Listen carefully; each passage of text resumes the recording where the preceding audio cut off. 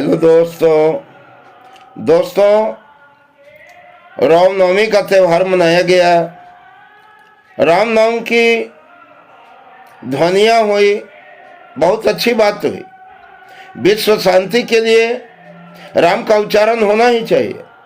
राम का उच्चारण जहाँ तक ध्वनियाँ जाती है वहाँ तक पाप का विनाश होता है, शांति मिलती है, सुख और समृद्धि मिलती है।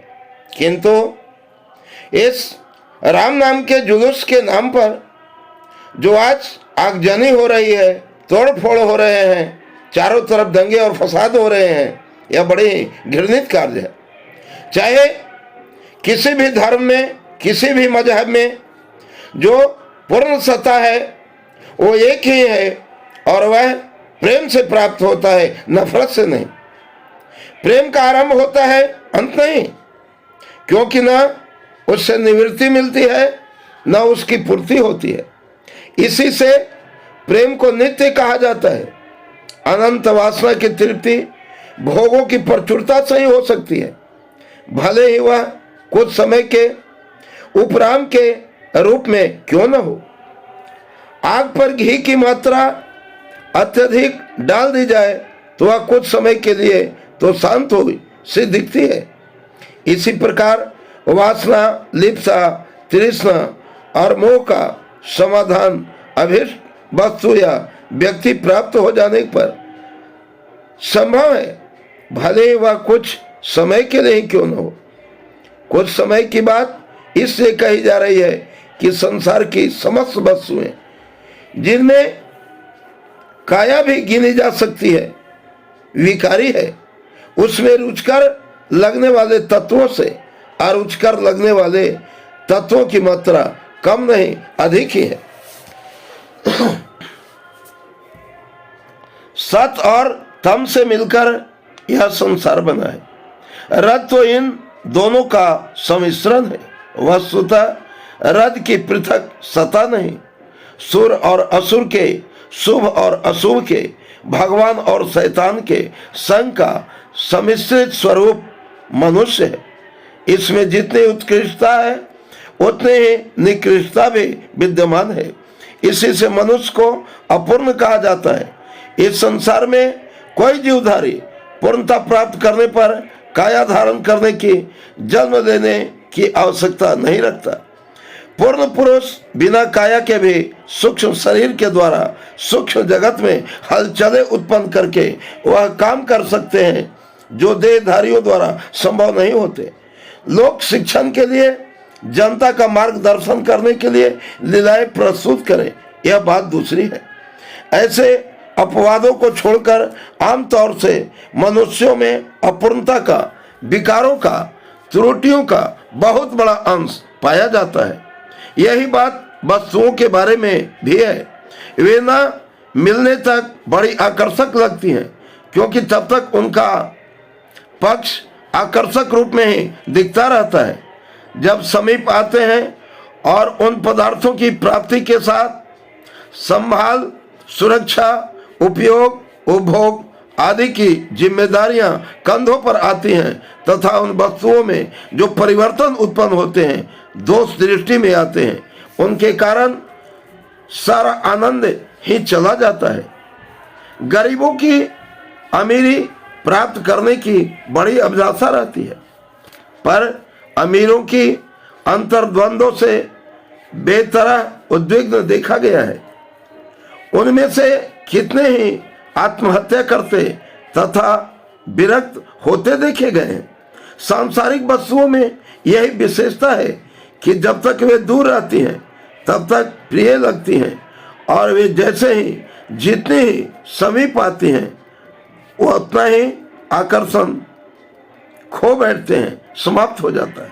विवाह होने से पूर्व प्रेम का या मंगेतर जितनी सुहावनी आकर्षक लगती है, विवाह होने के बाद पत्नी बन जाने पर आकर्षण चला जाता है। दिन में सूरज और रात में चंद्रमा कितने अच्छे सुंदर लगते हैं, पर यदि उनके समीप पहुंचा जाए तो मुसीबत ही खड़ी हो जाएगी।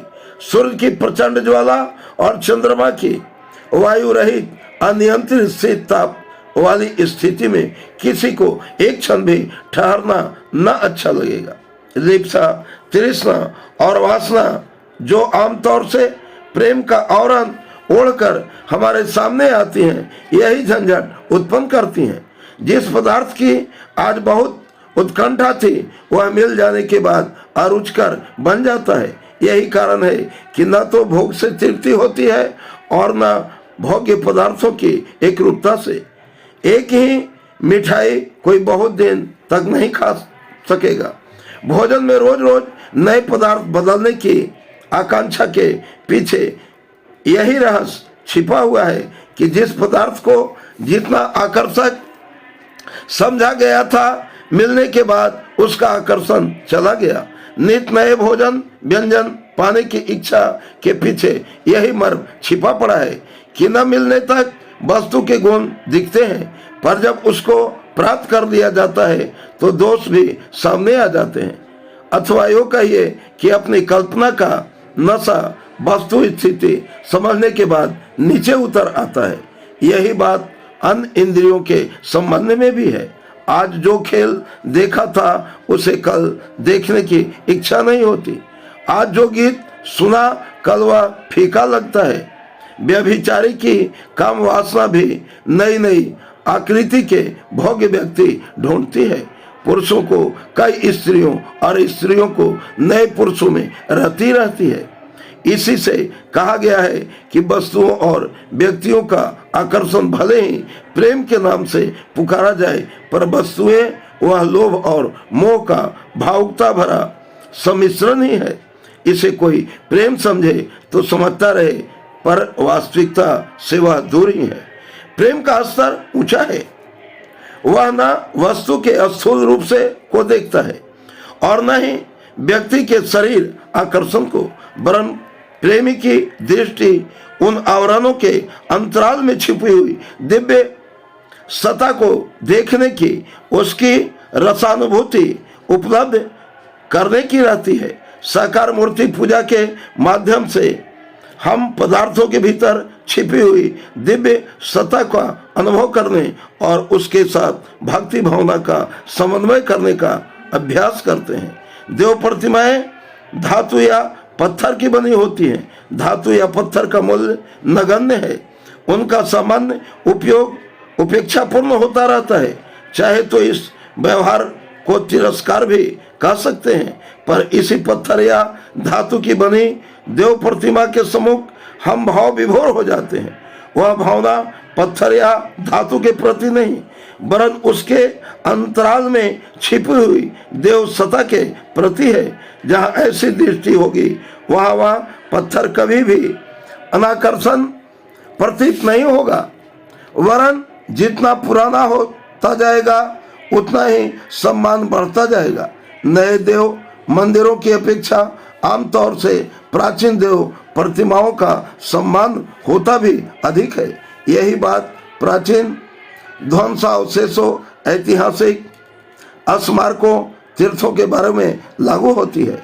स्थूल रूप से वे सब पुराने तीर्थ होने के कारण नई इमारतों की तुलना में मूल्य, कला, उपयोगिता आदि की दृष्टि से नगण्य ही ठहराए जा सकते हैं, पर चूंकि उनके पीछे ऐतिहासिक और भावनात्मक तत्व जुड़े हुए हैं, इससे वे स्वभावतः आकर्षक लगते हैं और उन्हीं के लिए लोग बहुत धन और समय खर्च करके बहुत कष्ट उठाते हुए भी पहुंचते रहते हैं।